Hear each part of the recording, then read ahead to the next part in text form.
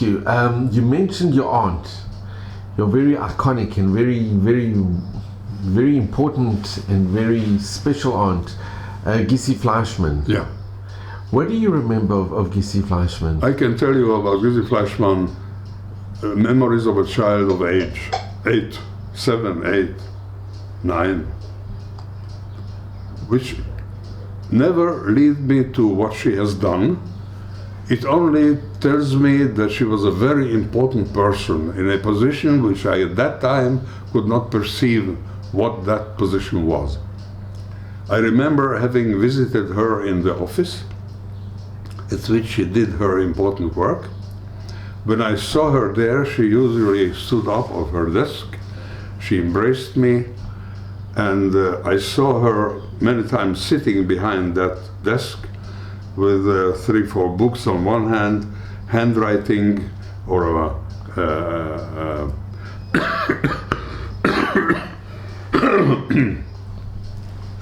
how do you say, a printing machine?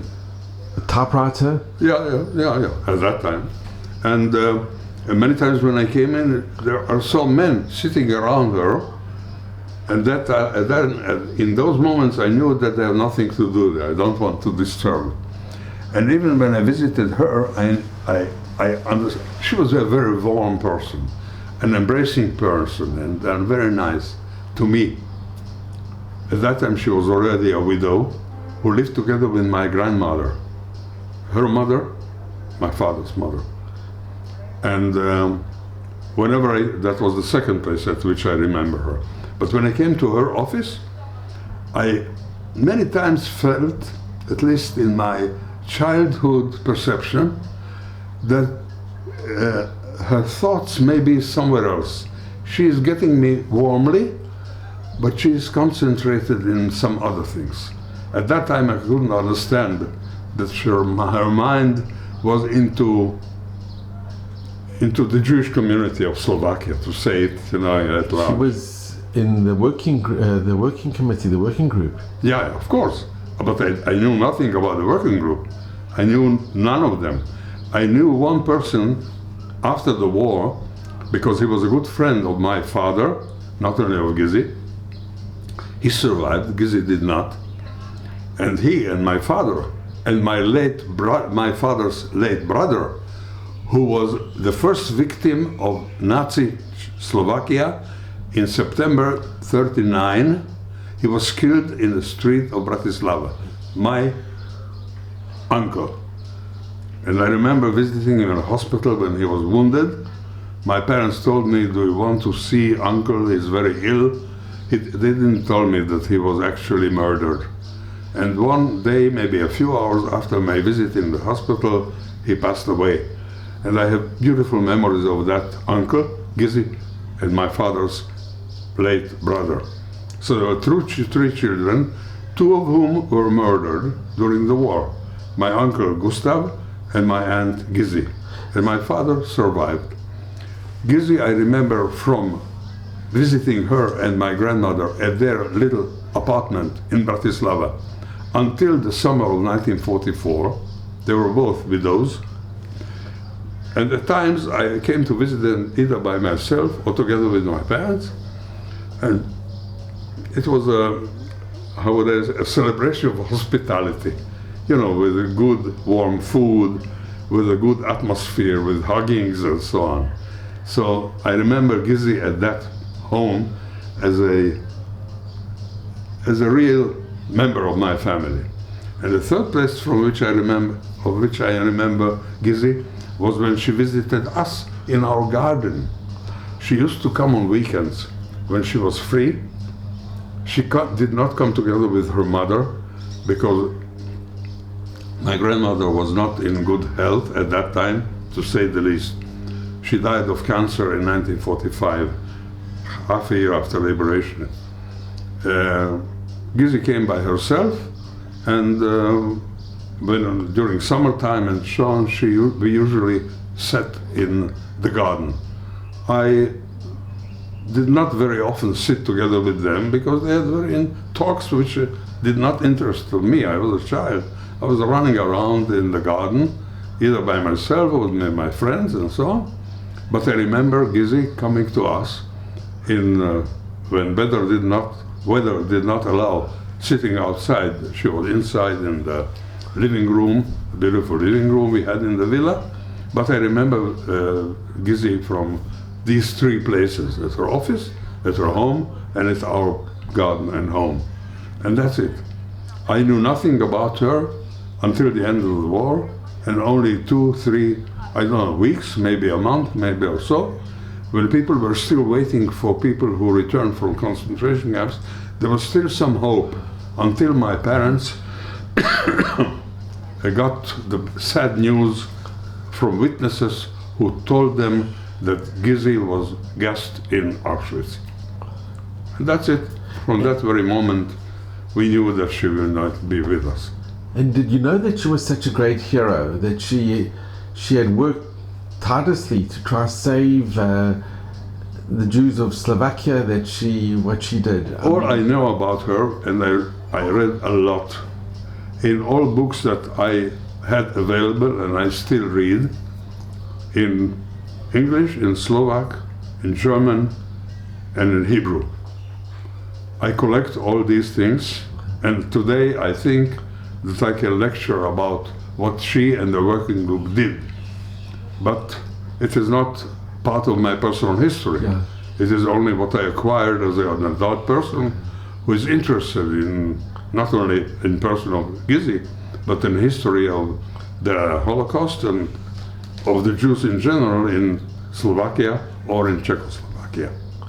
And I think she sent her 2 daughters. They came to Israel, and they said, you should go with your daughters. And she said, no, I have to stay behind and help the Jews of Slovakia. And she had to be with her mother as well. She didn't want to leave her mother. Yeah, it is a very complicated story. I think until the end of their lives,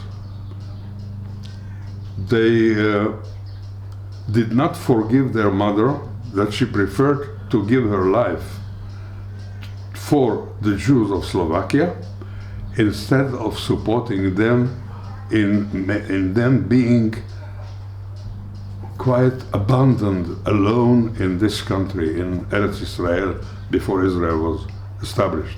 I'm talking about, because they made Aliyah at the beginning of the war, 39, 40, I don't know exactly when. And they lived here, each in her milieu, I might say. There were letters of Gisi and Gisi's mother, their grandmother, and my grandmother, who these girls did not answer because of their anger. My grandmother sent postcards, which I have some photocopies of those postcards, in which she asked, tell us about you, how is your health? We are very concerned, we did not hear from you. And for many months, they did not even reply. And my only analysis of the lack of reply can be that they were angry, that they were just left alone here. When I came to Israel, I made contact with my sisters-in-law. And I was at that time 14, at the age of 15, and later understood that something happened to them in the ability to maintain a personal relationship within the family because of their feelings. I know that one of her daughters, the older one, Litzi was her name, used to visit my parents in Haifa because they lived in Mount Carmel, fresh air, and she came from Tel Aviv. So she spent some days in Haifa with a good family atmosphere, her uncle and aunt, and at times we also saw her there, and the other one, Yutzi, too, at my parents, or even here in the kibbutz, or my visits at their place. But I felt that something is lacking. It is not as a warm personal relationship as if it was, if the development would have been normal. it was not normal. And on their graveyards in Yarkon, the Tel Aviv area, there is an engravement in memory of Gisi Fleischmann. So it's something that the younger did on the graveyard of the older one when she passed away, in memory of their mother. I don't recall whether it was in memory of their father too, who died because of some illness in 1942. Who knows what would have happened to him if he survived that illness. But in any case, it's the sad part of our family faith. Do you have any connection with their descendants? What? Do you have any connection with their descendants, with their children? They have no children. Are they? They were childless. Both daughters?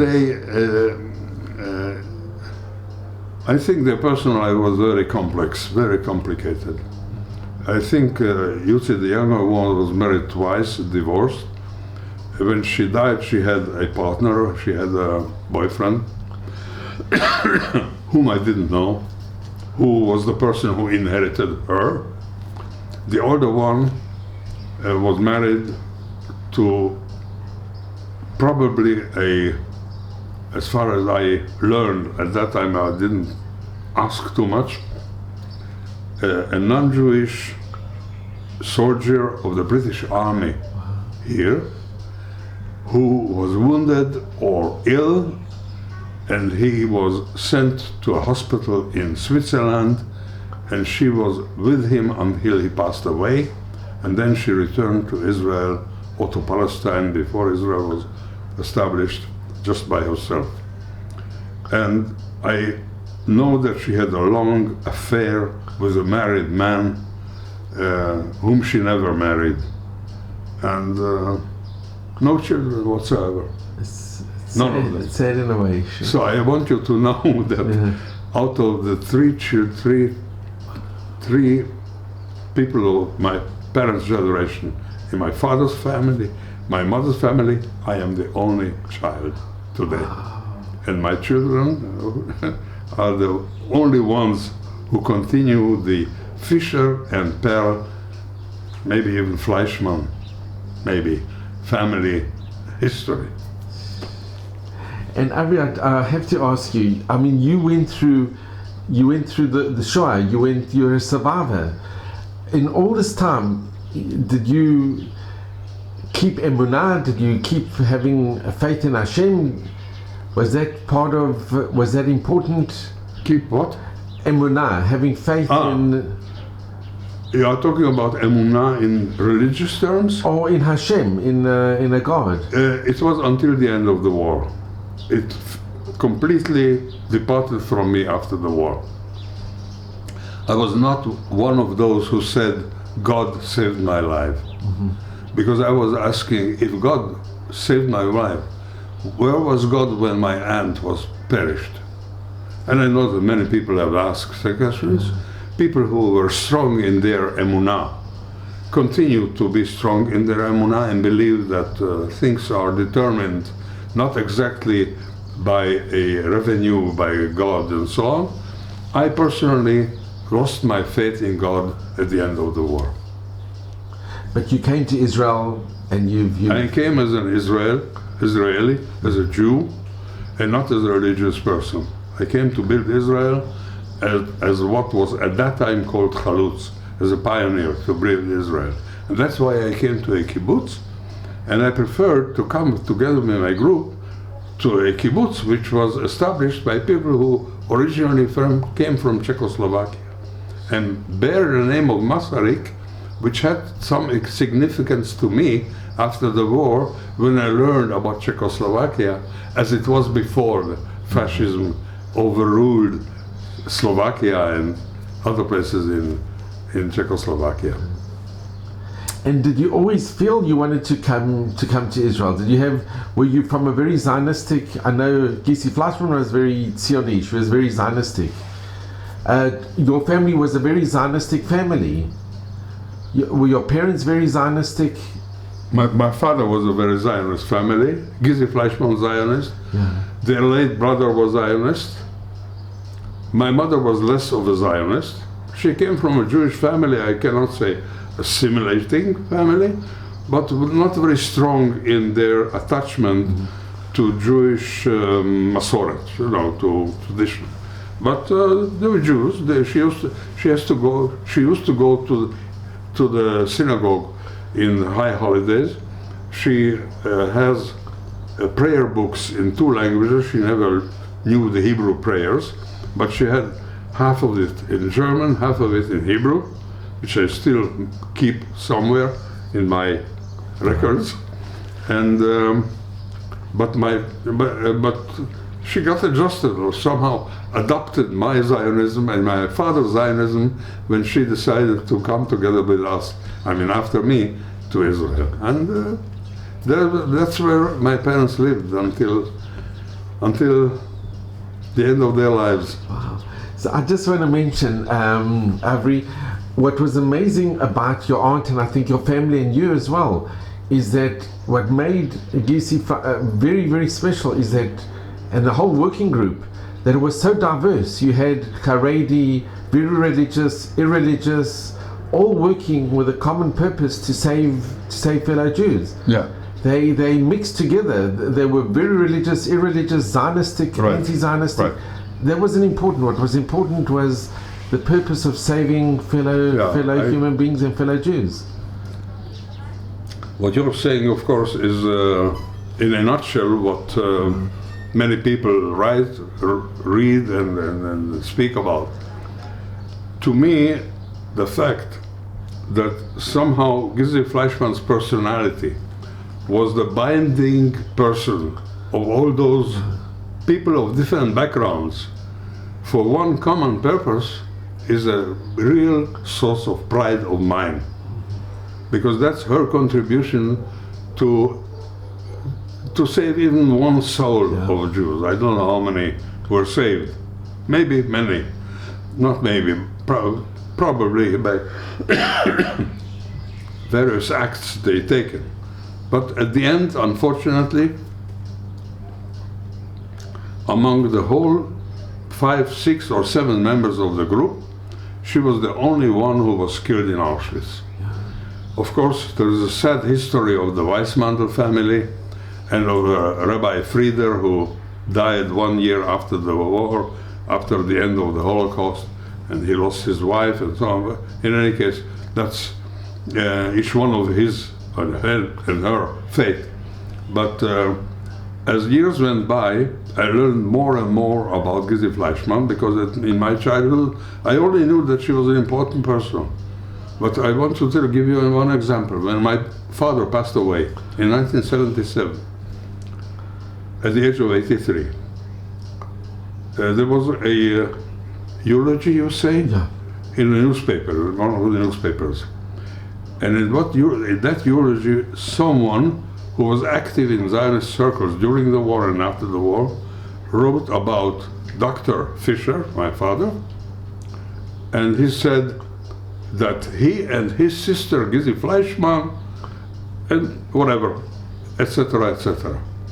A friend of mine who knew my father here in Israel, a member of Kibbutz Kfar Masarik, who came originally from Czechoslovakia, who survived the war as a partisan in Czechoslovakia and in the Slovak underground, came to me. He said to me, Avri, I never knew that Gisi Fleischmann, that great personality, is your aunt. So, things somehow appeared to me. It was more or less like many people who in Israel, and not only here, but in Bratislava too, came over to me in past 20 or 30 years, who said to me, you are Dr. Fischer's son? He used to be my pediatrician. Wow. What a wonderful person, And it made me feel really good, to hear authentic testimonies of people. So I just want to quote from Mordechai Paldiel, he says about your aunt, he says, a brave woman, a brave leader, a person who chose to stand at the head of a group that tried to save a community. I don't know any other woman who did something similar during the Holocaust or indeed before it. And it's really a testimony of your family. To say that a person like him doesn't know any other person like her is a superlative over and over anything else, and he's not a person who was saved by her or says good thank you to you. Yeah, he was also quoting Yehuda Bauer, who wrote those words, but it's an amazing thing because to say, that is an incredible statement to say about Yehuda Bauer. I learned one thing. He was a good friend of mine, and I don't communicate with him now because he's in already advanced age. So am I, but he's about 10 years older than I am. Once we met in the United States in one of his tours, and at that time I was in a certain function in New York, and I asked him, I was invited to a Yom HaShoah, which at that time was not the international Yom HaShoah in January, it was more or less at the time Israel marked that day in May 1982, I think it was, to Chicago. They knew that I am a survivor or maybe a quasi-researcher or whatever. I said to him, what do you think, Yehuda? Should I speak about my personal experience or something general? He said, if you decide to speak about the personal, it will be a personal meeting in a small circle. When it's a big gathering, maybe it should be rather focusing on some aspects. You know what I suggest to you? I suggest to you to speak about ways of resisting the Nazi regime. Not one way, ways in plural. Not only ghetto fighters, not only partisans, but even a act like the working group and your aunt Gisi Fleischmann. Even that and the underground of the Jewish youth movements in Hungary, I don't know to what extent you are familiar, with falsifying papers, with making the glass house in Budapest a home of refuge for people, Jews, and so on. These are also ways of resistance, so that people can know that not only the Vilna ghetto fighters, and not only Mordechai Anilevich and others in ghetto Warsaw, but also people in other places which are much less known than Lithuania, Poland, Belarus, Ukraine. Who knows about Slovakia? Who knows about Hungary? In Chicago. Speak about that. Very interesting. Very interesting. And you took his advice? And certainly. You took his advice? Yeah, I did take his advice. I prepared myself well as I could, and that's what it was.